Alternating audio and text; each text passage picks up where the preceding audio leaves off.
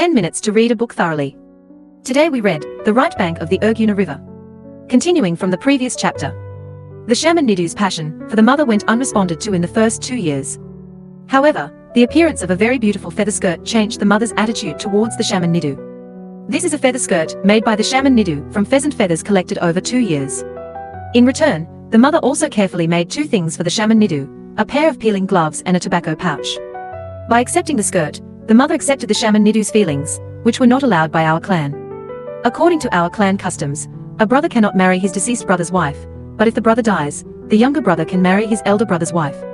Therefore, they were destined to suffer because of such feelings.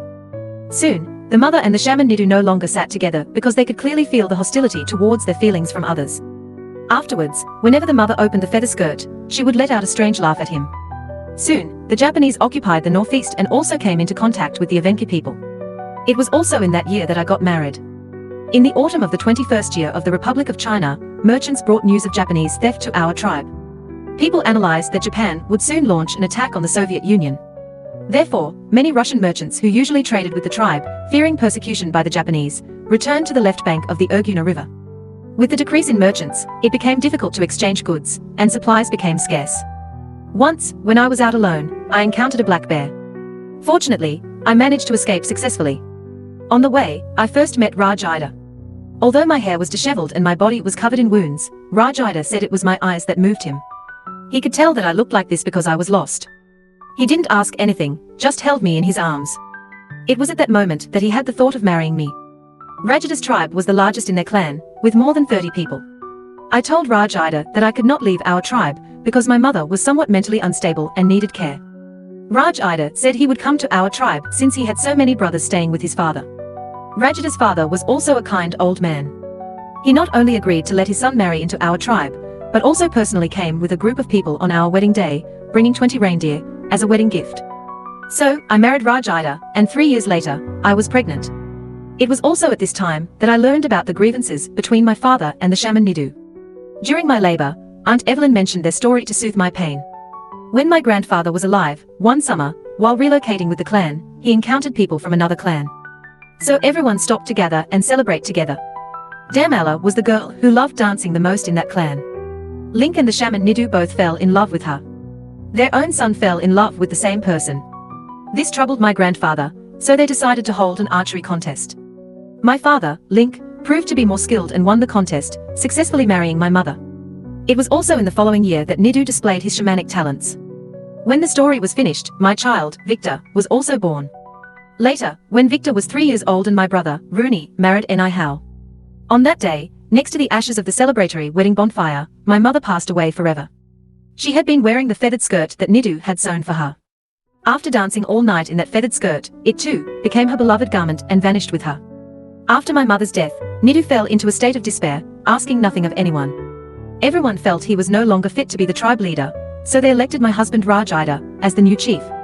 On a snowy day, the Japanese man Yoshida arrived with a translator and guide. He gathered everyone together and declared that Soviet people were all bad and that they should no longer have any dealings with them. The Japanese were the only trustworthy friends. When Yoshida suddenly saw Nidu, holding the sacred drum and wearing the shaman's attire, he was taken aback. He stared in astonishment and asked the translator who he was. The translator said that he was a shaman and also a god who could heal people. Yoshida's eyes lit up. He rolled up his pants and pointed to a fresh scratch on his leg made by a branch. He asked Nidu if he could make this scar disappear immediately. Nidu said that in order to make the scar disappear. Here is the translated and polished text. To make the scar disappear, you would need to sacrifice your horse, Nidu said. Yoshida was skeptical and boldly declared that if Nidu could make the scar vanish completely with his dance, he would offer his own warhorse. But if Nidu failed, he would publicly burn his ceremonial tools and plead for Yoshida's forgiveness. The tribe was concerned for Nidu, as since the reindeer plague, they had doubted his powers.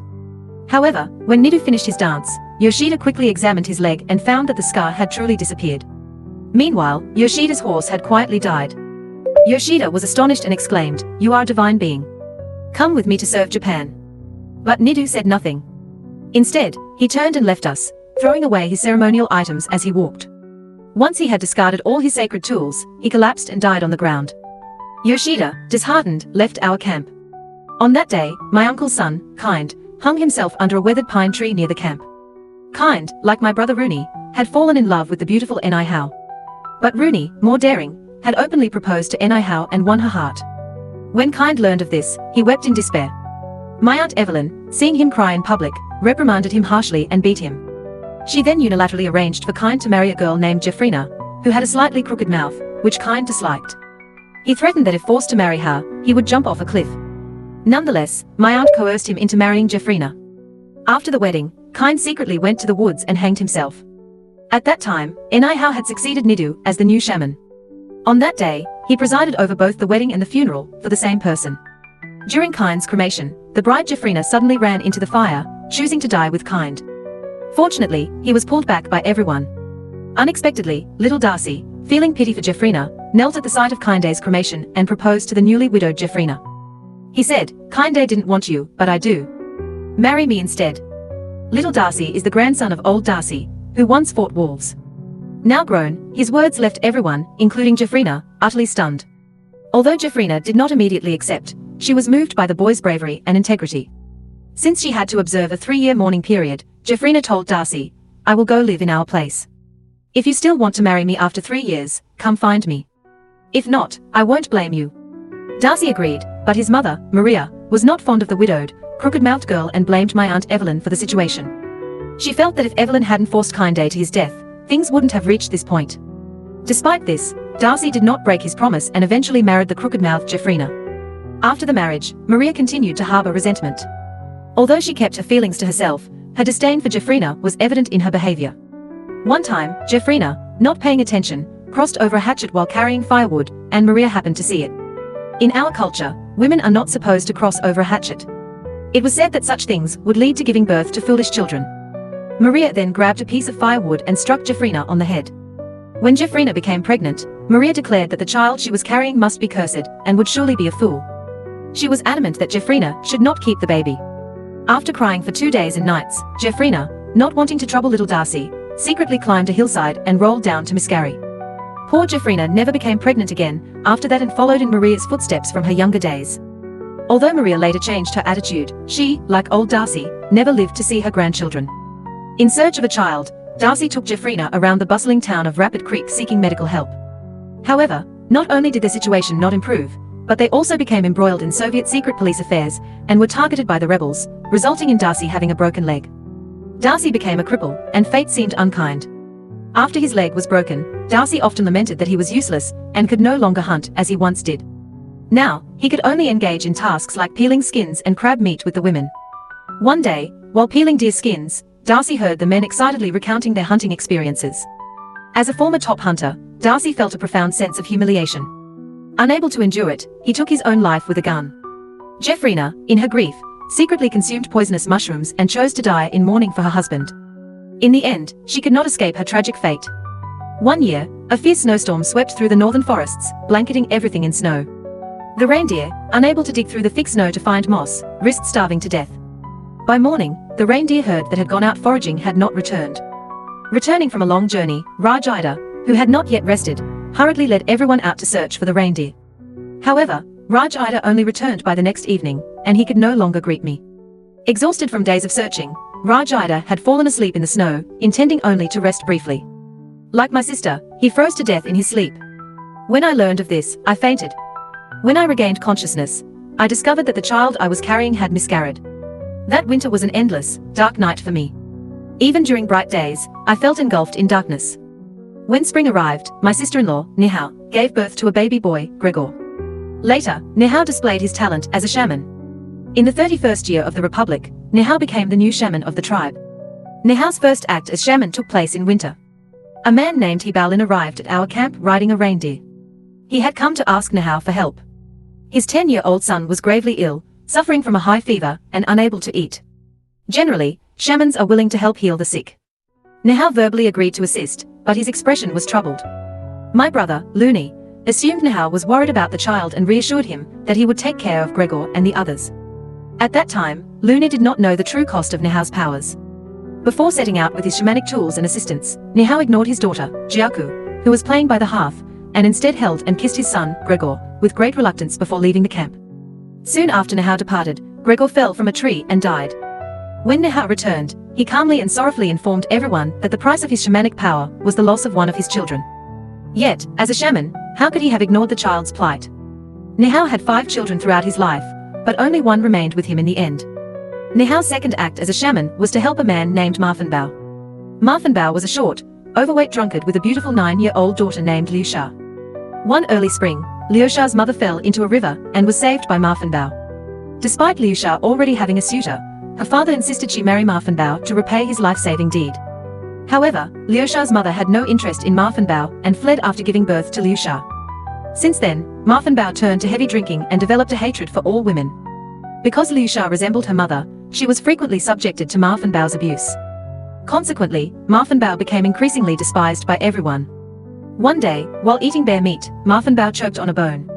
Various attempts to help him failed, and as his breathing grew faint and he neared death, everyone turned to Nihao. At this moment, only he could save Marfanbao. Nihao, trembling, approached. He said nothing, only burying his head sadly in Luni's embrace. His gesture made Luni understand that saving Marfanbao might mean losing their beloved daughter, Jiaku. Luni began to tremble as well.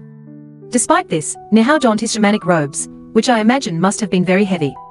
When the dance ended, Marfanbao suddenly sat up, shouting, and expelled the bone from his throat.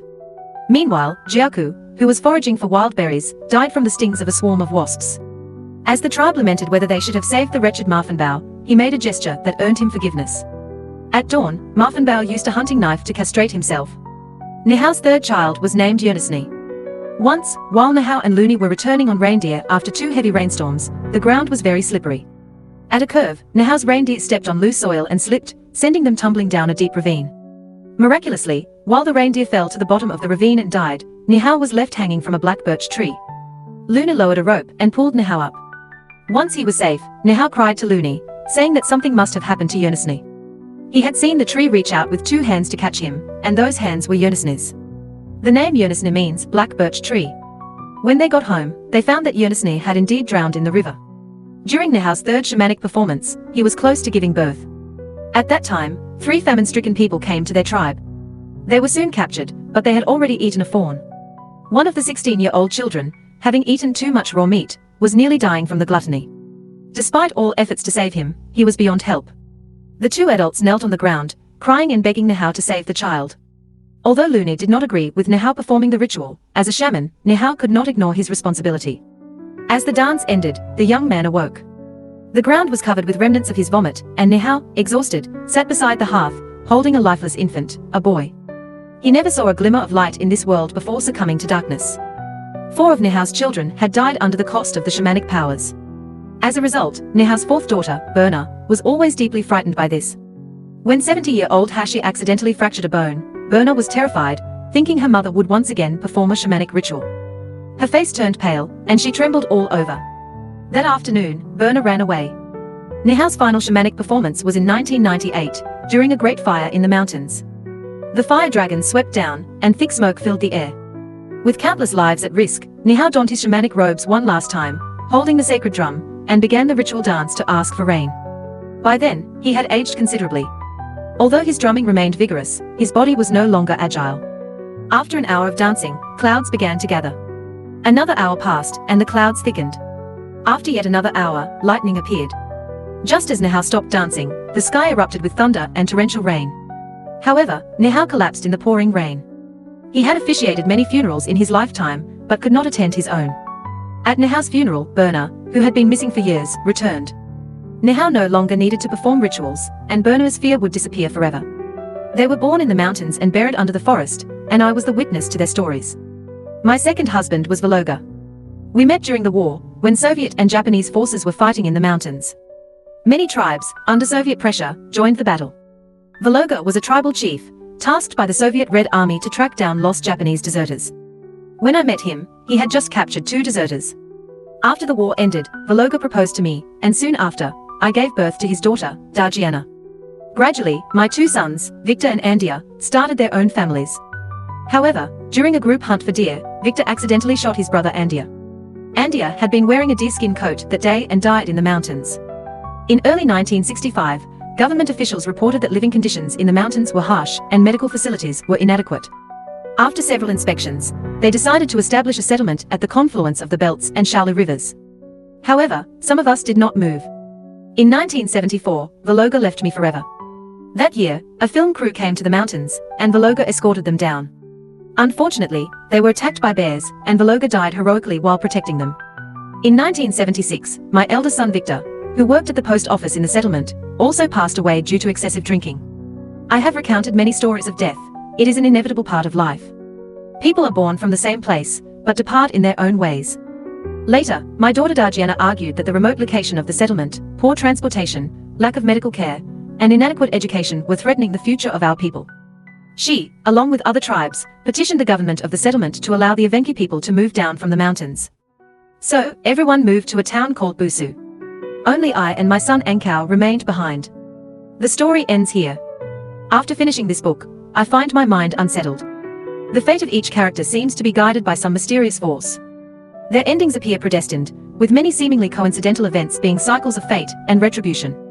Especially for shamans with extraordinary abilities, who can cure diseases and avert disasters through ritual dances, but must pay a heavy price.